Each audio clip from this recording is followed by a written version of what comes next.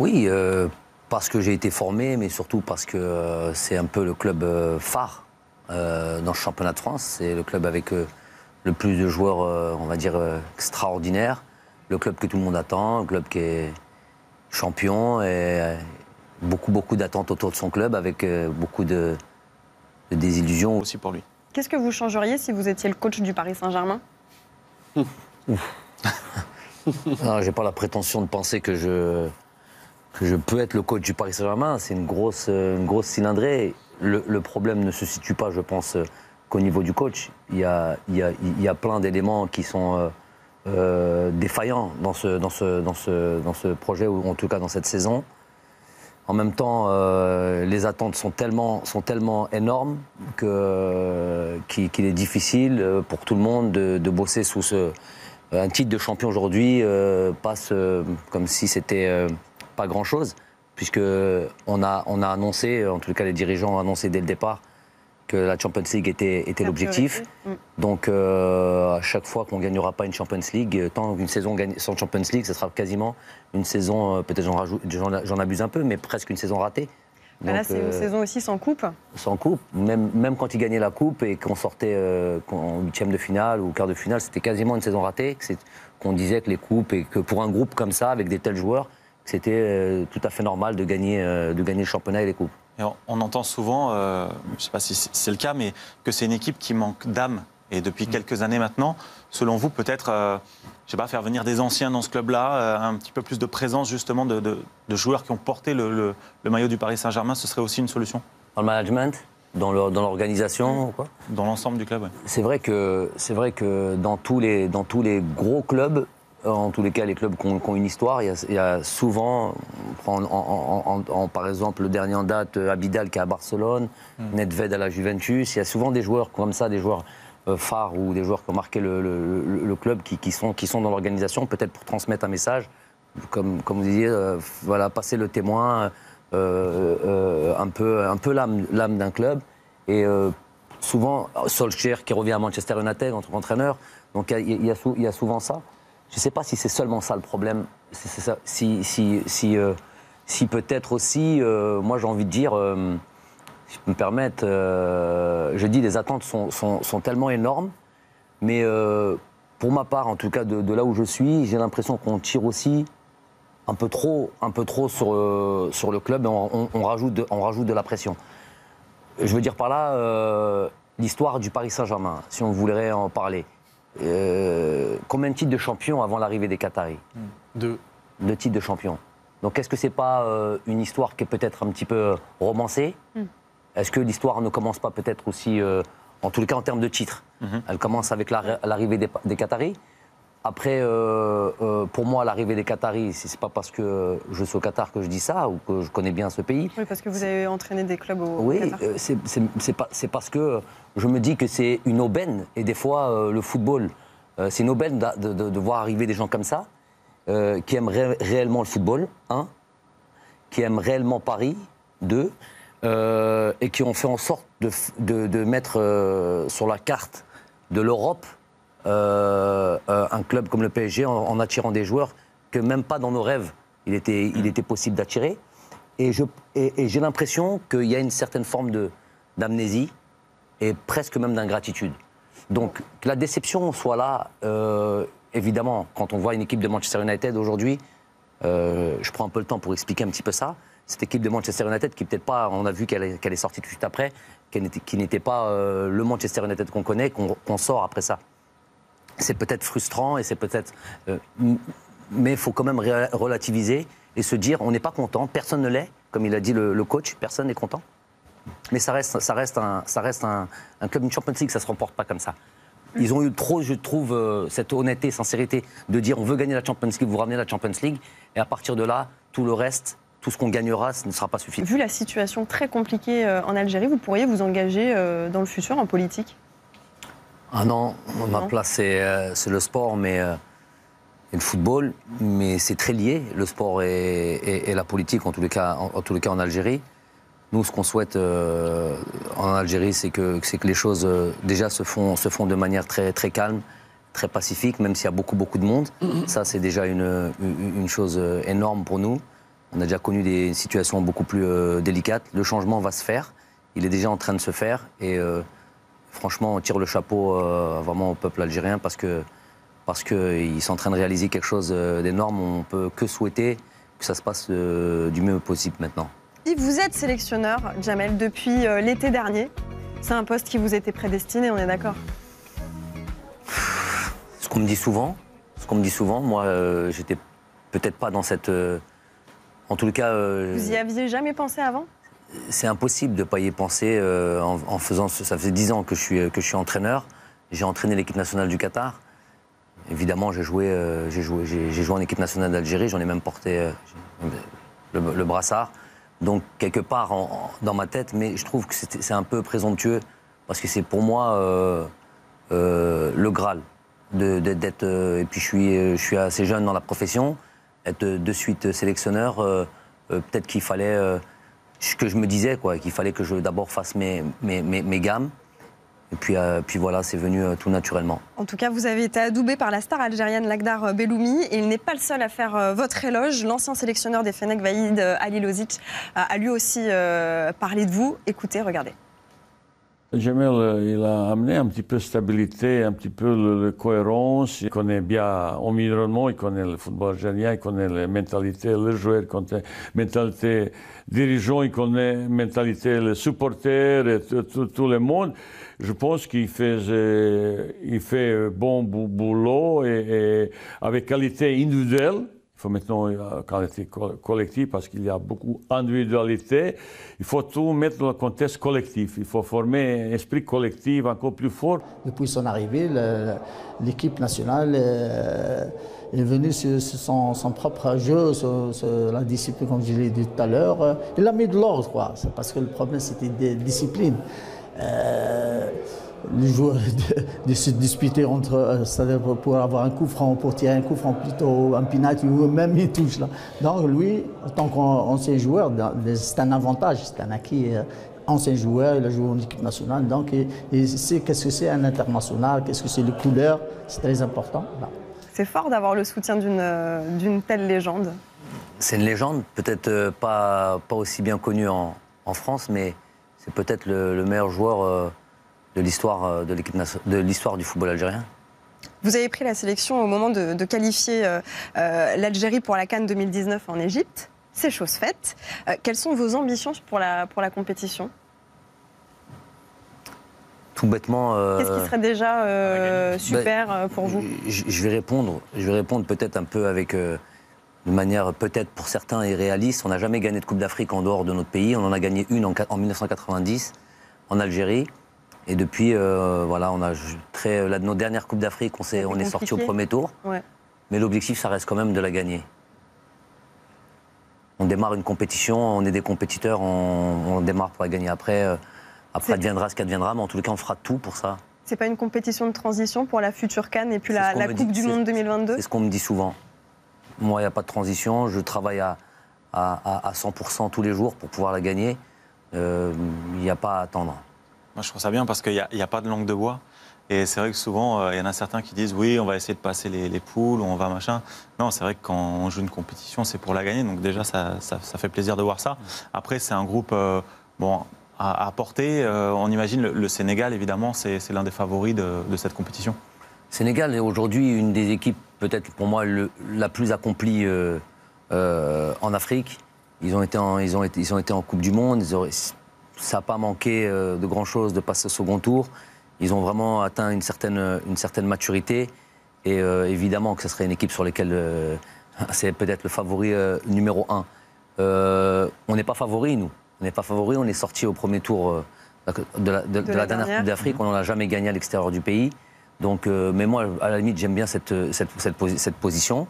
C'est tant mieux que ce soit le Nigeria, le Sénégal, la Côte d'Ivoire, le Cameroun, le Ghana, l'Égypte, qui jouent à domicile. C'est bien. À la limite, oui, ça fait beaucoup, mais c'est une Coupe d'Afrique, elle est relevée, elle a 24 équipes cette année, elle va être très très relevée. Mais il faut avoir cette ambition-là.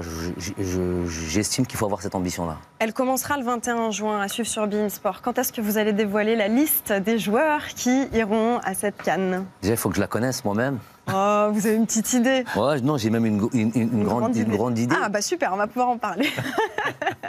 Mais on va attendre vraiment jusqu'au bout pour pouvoir... la réflexion, on peut toujours... je nourris la réflexion sur quelques postes, pour être très honnête. Dans l'ensemble, on va pas... ça fait 1 an qu'on travaille ensemble. 1 an, c'est beaucoup et c'est pas beaucoup puisque c'est 4-5 dates FIFA. Je le disais tout à l'heure, c'est un mois qu'on a vécu ensemble. C'est 4-5 fois une semaine. Mais bon, on n'a pas le... Il est, je pense, très risqué de partir à l'aventure et commencer à sélectionner des joueurs peut-être qui n'ont jamais été. Mais donc, si la CAN commence le 21 juin, vous allez prévenir les joueurs quoi, 1 mois à l'avance, quoi, le 21 mai? Ouais, autour de cette date-là. Au plus tard. Le regroupement, voilà, le regroupement se fera. Bon, je le dis, c'est entre guillemets un scoop. C'est le 27 mai. Les joueurs ne le savent pas. Pour le premier groupe, il y aura plusieurs groupes en fonction de leur date de fin de championnat, de fin de saison pour leur club. Ils ont besoin d'un peu de repos après. Ça sera le 27 et pour le premier groupe, oui, le 27. Voilà, donc d'ici le 27 mai, on connaîtra la liste et tout le monde sera regroupé pour aller travailler pour la CAN. Par rapport à ce que vous venez de dire, c'est-à-dire de ne pas prendre le risque de prendre des joueurs qui n'ont jamais connu la sélection, forcément, on commence à imaginer Andy Delors, ce qu'on a entendu, c'est les dernières nouvelles. Il a fait savoir qu'il voulait jouer pour l'Algérie et Smaïl Bouabdella nous a informé aujourd'hui qu'il aurait ses papiers algériens jeudi ou vendredi prochain. Donc c'est un petit lui, message il est prêt, quoi. Non, mais pour parler, il a été très très très actif, je trouve déjà sur sa communication et aussi très très actif pour récupérer ses papiers. Je ne me rappelle pas avoir, pour des renouvellements de passeport ou quoi, avoir eu autant de privilèges. Il doit sûrement avoir des connaissances. Non, mais vous imaginez comment il est motivé pour jouer avec le maillot algérien? C'est ce qu'on va retenir. C'est vrai que moi, à ma première conférence de presse, j'ai dit que tous ceux qui avaient un document qui s'appelle le S12, que tous les Algériens reconnaîtront, qui est le document qui permet d'avoir cette naturalisation ou nos papiers d'identité, était sélectionnable. Donc si le jour où il récupère ces documents, on estime qu'il est algérien et qu'il est sélectionnable. Vous l'avez contacté? Non. Pas encore? Parce qu'un joueur qui a mis quand même, je travaille vraiment pour Andy Delors, j'espère qu'il regarde l'émission, un joueur qui a mis 14 buts en championnat à 7 passes, ça se refuse? C'est un joueur très intéressant. Mais il y a aussi d'autres joueurs qui ont marqué autant de buts. Ouais, puis forcément, ça va instaurer de la concurrence aussi avec des joueurs qui sont déjà en place. C'est peut-être pas mal d'apporter de la concurrence dans un groupe. C'est même essentiel. C'était peut-être un problème avant mon arrivée.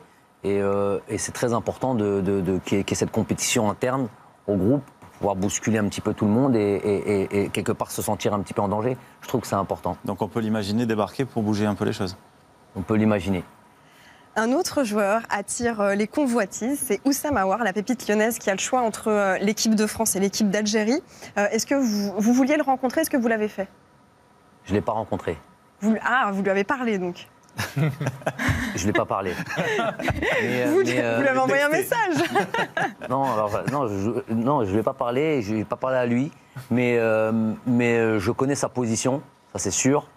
Je connais sa position. C'est quoi sa position? Il a un championnat d'Europe à préparer avec l'équipe de France. Après. L'Euro Espoir? Oui.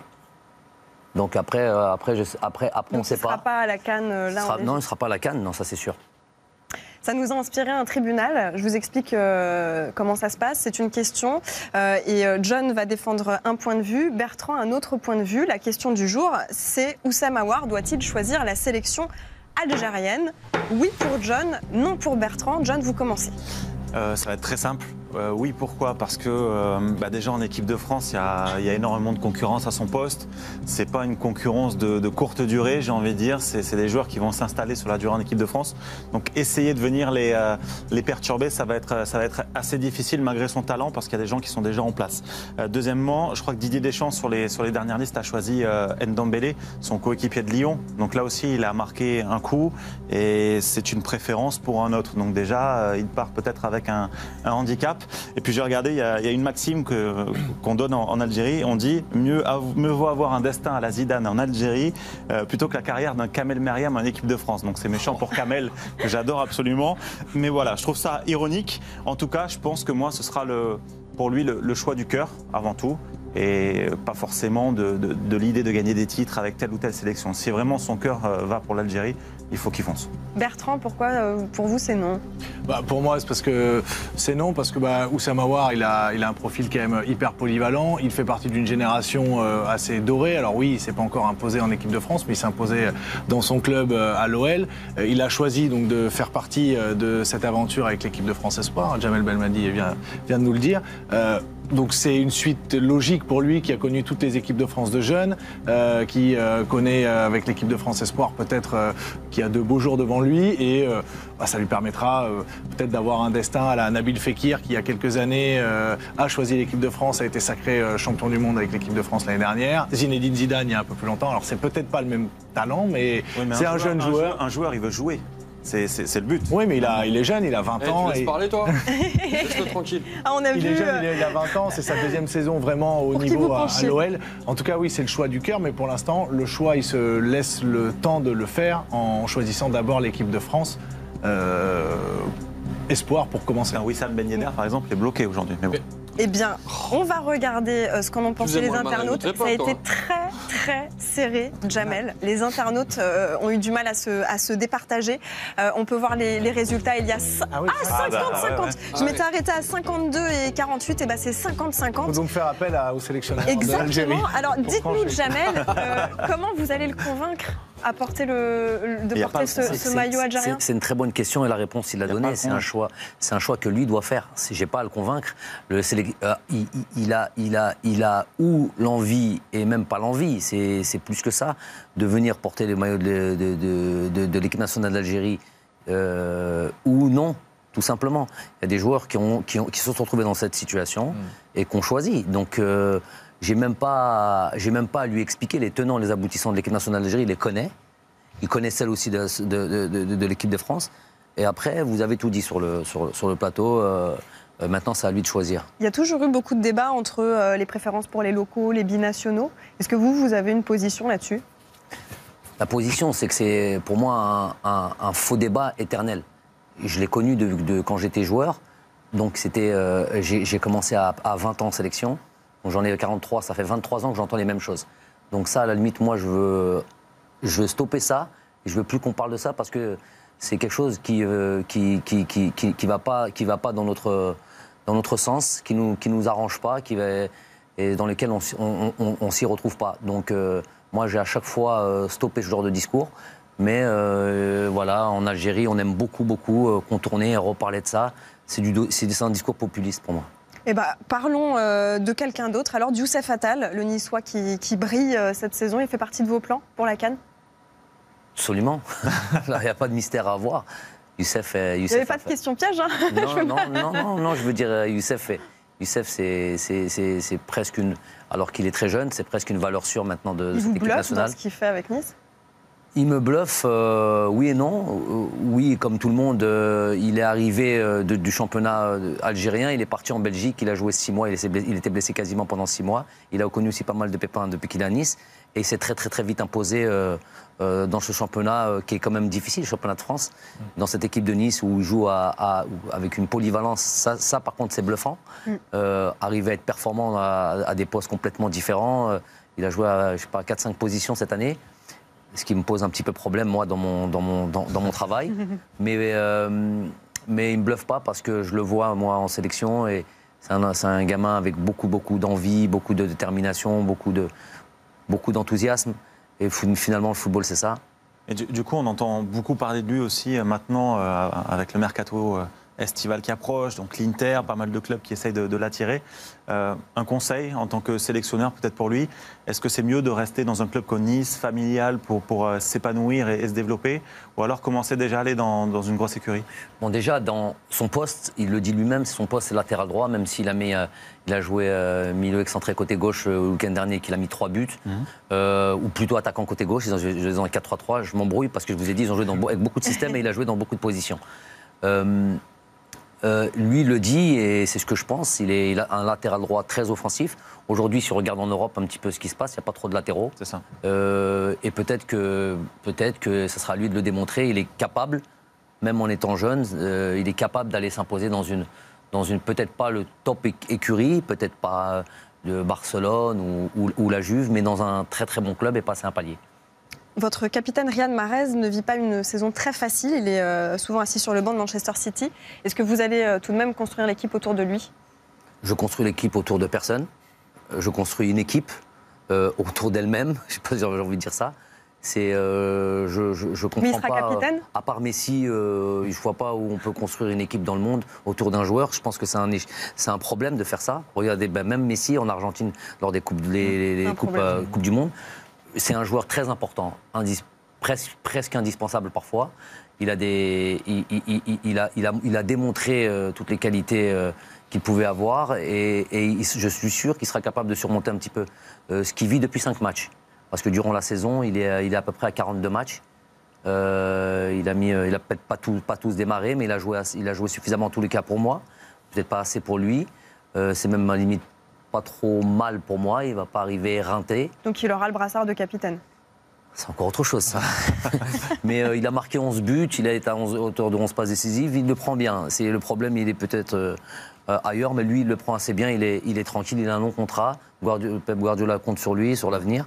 Donc, voilà, pas de souci. Je vais vous parler des gardiens, parce qu'on recevait, il y a quelques semaines, Alexandre Oukidja. Oui. Qui a connu ses premières convocations tout récemment. Est-ce que ce sera lui votre gardien numéro 1? Je vous pose la question parce que Raïs Mboli, le gardien numéro 1, est blessé. Est-ce que ce sera Oukidja le numéro 1 ou est-ce que vous comptez quand même sur Mboli? Raïs est en train de... Bon, je ne vais pas pouvoir vous dévoiler l'équipe parce qu'il y a quand même une CAN qui se prépare et on ne va pas quand même donner ce plateau-là. Mais Raïs est en train de faire tout le nécessaire pour pouvoir revenir et j'ai bon espoir qu'il soit présent pour cette CAN. Après, Alexandre... il est venu, il démontre aussi beaucoup d'envie. Il est vraiment, c'est toujours un plaisir pour lui de retrouver cette équipe nationale. Il a ses qualités, il fait une très très bonne saison. J'espère qu'il va être nommé meilleur gardien de Ligue 2 cette année. Et puis jouer en première division l'année prochaine. Donc déjà, je le félicite pour ça. Après, il est important pour le groupe. C'est le moment où vous allez répondre aux questions en tête-à-tête avec John. C'est l'extra time, le temps additionnel à cette interview. Jamel, on dit de vous que vous êtes quelqu'un d'entier, d'exigeant et d'impulsif. Ça, c'était à l'époque de votre carrière de joueur. Est-ce que ça a changé ou est-ce que vous aimeriez changer des choses? J'ai reçu un carton rouge dans ma carrière de joueur sur une simulation de l'adversaire. Donc, impulsif jusqu'à un certain niveau. J'ai jeté une chaussure de foot sur un supporter. C'est ce que vous devez sûrement avoir en tête. À part ça, sur l'ensemble de ma carrière, même si j'ai un jeu qui était basé beaucoup sur une certaine forme d'agressivité, mais je dirais plus avec le ballon ou dans la course que plutôt dans les coups ou quoi. Ouais, c'est plus ou moins ça. Madjer a marqué l'histoire. Il vous avait snobé à l'époque. Vous lui en voulez toujours ou ça va? Snobé? À l'époque de la sélection. Il n'avait pas fait l'appel à vous? Non. Madjer m'a pas snobé. J'ai joué sous Madjer, notamment ce match contre l'équipe de France. Après, il n'est pas resté longtemps et on n'a pas eu le temps de bosser plus que ça ensemble. C'est plutôt, voilà, il y avait des dirigeants, ouais. Je pense que j'ai raté sur la fin. Je pense que j'avais 2-3 ans encore à jouer en sélection. Ça, c'est un petit regret. Vous préférez gagner une CAN ou un championnat avec une équipe? Gagner la CAN. L'Algérie, l'une des plus belles équipes qu'on voit chaque saison, mais ça ne marche toujours pas. Qu'est-ce qui manque? Ce serait facile d'avoir la clé tout de suite, mais qu'est-ce qui manque, ce petit plus à l'équipe d'Algérie à chaque fois? Déjà, dire belle équipe, c'est peut-être pas une belle équipe. On a des individualités qui composent peut-être pas encore une équipe performante. Ce que disait Vaïd. Ouais, voilà, donc c'est plus là. C'est pour ça qu'on dit qu'on ne construit pas une équipe autour d'un joueur. Donc c'est le jour où on arrivera tous à jouer cette même partition. Ça, c'est une des raisons. Sinon, les autres raisons, c'est s'adapter au contexte africain, qui est vraiment à prendre en compte. Sortir des matchs, je le disais tout à l'heure, de jouer de jouer à Old Trafford ou de jouer même au Parc des Princes et après jouer sur un synthétique à 4 heures du terrain, sur un terrain municipal, c'est pas la même chose, c'est pas le même football. Donc il y a une forme d'adaptation à avoir quand on vit en Afrique et le plus vite on l'a, le plus vite on est performant. Merci beaucoup. Ouais. On peut finir l'extra J'avais time. une question sur l'OM. Le meilleur souvenir que vous gardez, rapidement. En un mot, le meilleur souvenir à l'OM. Non, une saison 2000-2001, j'ai fini meilleur buteur du club, meilleur passeur. Je ne suis pas avant-centre, je ne suis pas attaquant. C'est beau. Franchement, bravo. C'est pas mal. Et alors, on connaît la ferveur des supporters algériens. Pour tous ceux qui sont en train de regarder Tribune Sport, qu'est-ce que vous aimeriez leur dire ? L'ensemble du pays, voilà, de continuer à revendiquer de manière pacifique, je ne sais plus, ce qui revendique que voilà déjà, c'est déjà aujourd'hui la priorité, que les choses changent et vont dans le bon sens, et leur donner beaucoup de joie. C'est à nous de faire en sorte de leur donner beaucoup de joie. De leur offrir une petite bulle de bonheur. Exactement. Ouais. Je suis poète aussi.